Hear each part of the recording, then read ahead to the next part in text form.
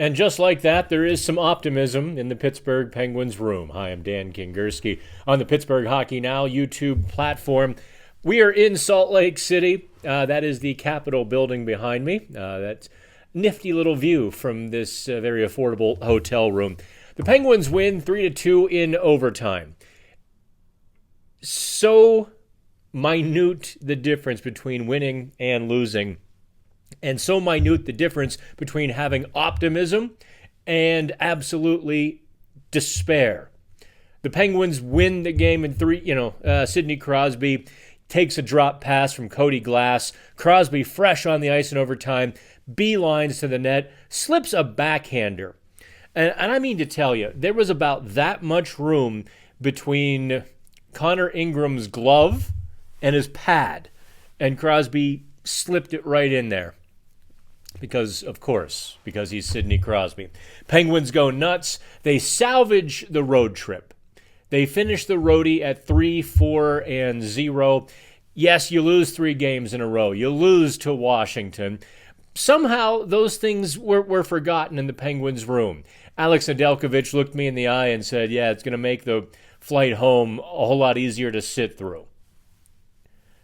The Penguins' room was downright optimistic. Mike Sullivan was ebullient.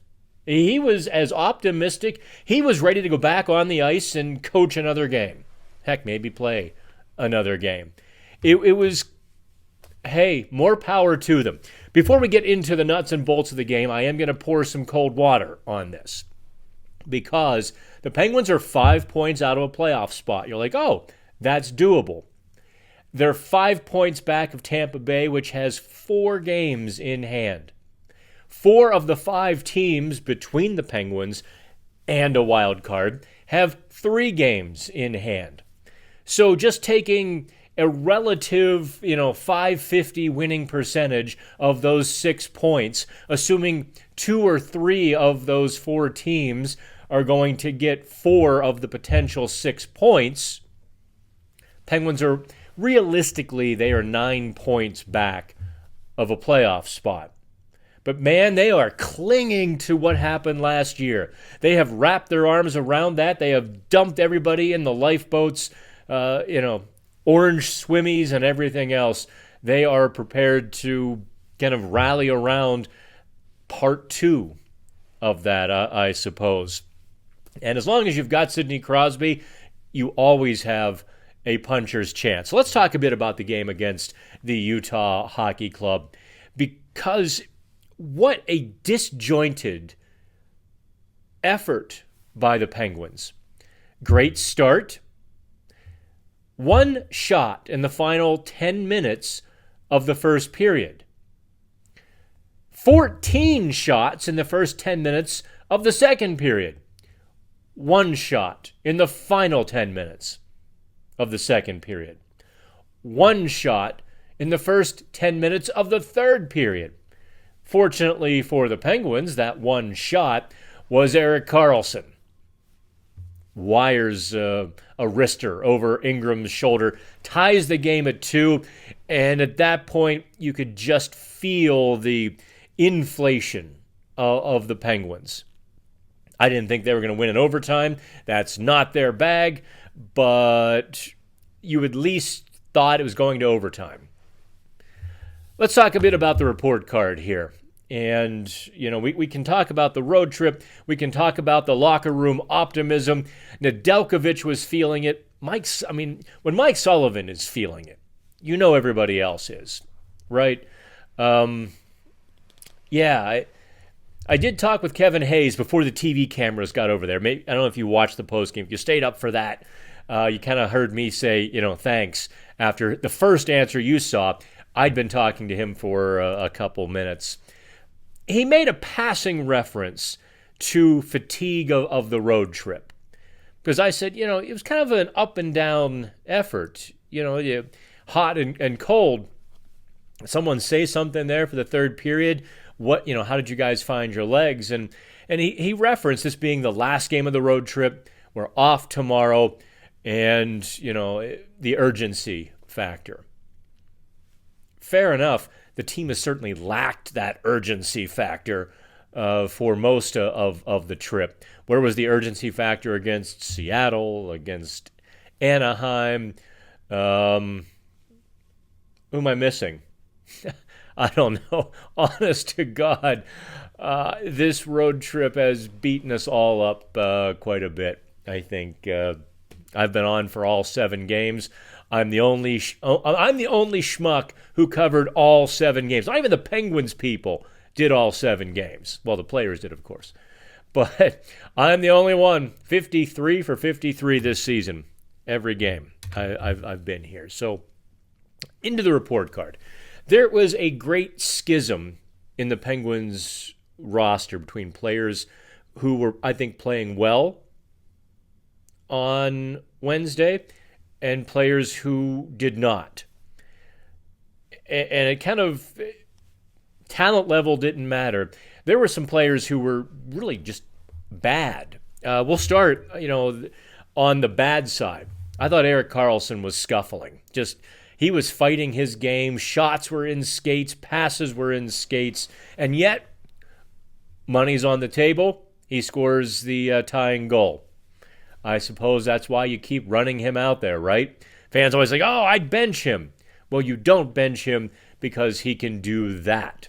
Doesn't mean he was very good against Utah. In fact, he was responsible for that second goal, which was standing up as the game winner until he scored, because he kind of chunked a pass into Nola Chari's skates, tossed him a hand grenade. Breakaway goes the other way because Karlsson kind of watches the play, doesn't react to Carcone's breakaway. Karlsson's chasing him up the ice. Karlsson should have realized what was happening. In fact, taking it a step further back, Karlsson should have shot the puck at a clear and open lane, instead went laterally along the blue line into traffic. Yeah, 8 of 10 times that's a breakaway or an odd man rush. I didn't think Chris Letang was particularly good until later in the game.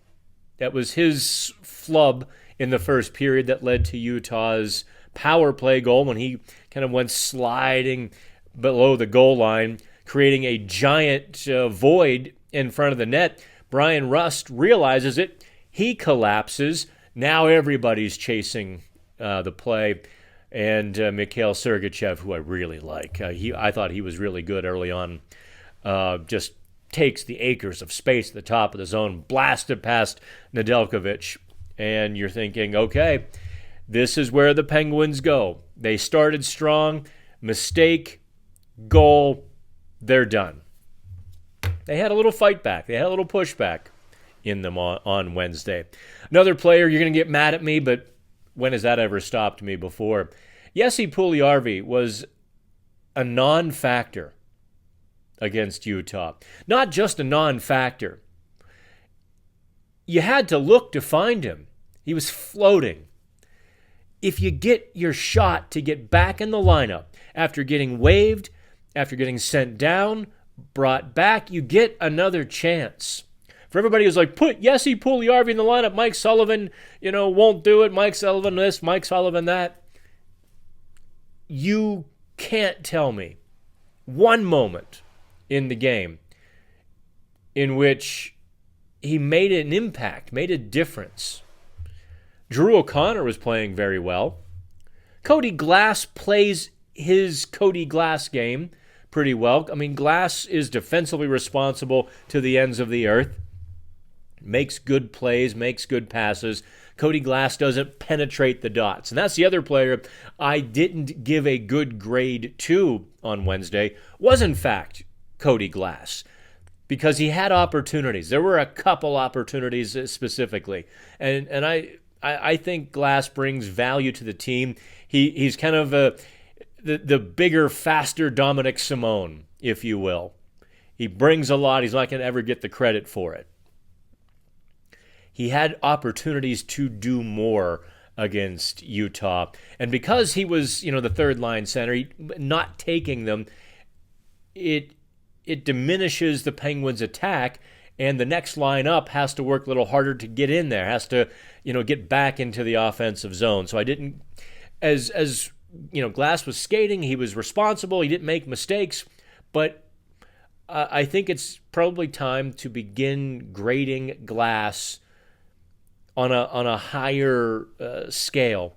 Start, expecting him to make those plays in between the dots rather than just not making mistakes and rather than just contributing, analytics. Players who played well. You might not be surprised to learn that Sidney Crosby's line at 5-on-5 had more shots than every other line combined.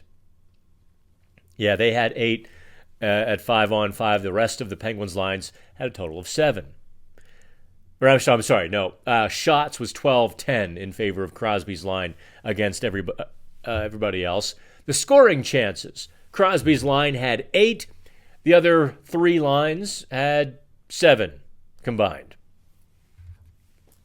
When you have Sidney Crosby, you always have a puncher's chance. I also thought that Kevin Hayes.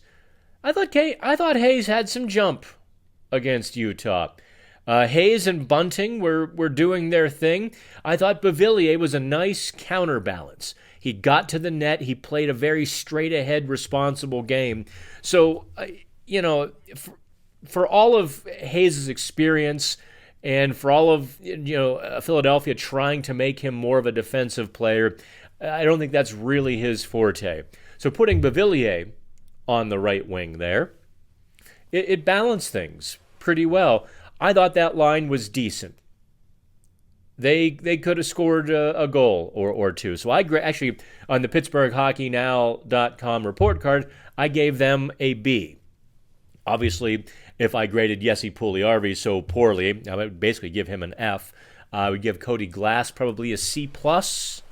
Yes, I know he made the pass to Sidney Crosby that sprung the winner because Glass just does those things. But it's time to start seeing more. I thought O'Connor had his best legs. So on the defense side, another player I'll probably call out as I thought he played pretty well was P.O. Joseph. Mike Sullivan doesn't give him a whole lot of leash. Doesn't give him a whole lot of space to make mistakes and, wants him to be more physical. And by the way, I talked with Joseph about that. He and I just kind of sat in the locker stall and had a conversation Wednesday morning. I'll have that story. He knows. And boy, the first period he was shot out of a cannon, wasn't he?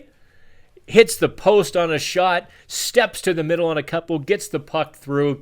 I thought later in the game he was defending more. He was not taking chances with the puck. He was probably playing a little bit conservative. If there's one player who has to play conservative, maybe it is Joseph, because if he makes a mistake, he will be out of the lineup. That's just kind of the situation he finds himself in. I don't necessarily agree with that, with the way Sullivan handles him. It is what it is. It's not my job to. I also don't get to dissect the film as closely as the coaches do, I suppose. So that is it. Penguins win. Penguins oddly, defiantly, but genuinely optimistic. I get to fly home Thursday. Oh, if anybody wants to help me clean my house, I'm sure there's a layer of dust about that thick on everything. If y'all want to help me do some laundry and clean my house, by all means. I'm also looking for rides from the airport, too. Okay, so that wraps it up. Like, share, subscribe, comment, have some fun in the comments. We will do this again real soon. I know I didn't do the No Pucks Given podcast only because I didn't want to. I don't want to talk by myself for an entire hour. I can handle 15 minutes. I think you can handle 15. After that, I think you all start tuning out and the podcast becomes a waste of time. I want to find a second person. So that's it. Good night. Have fun.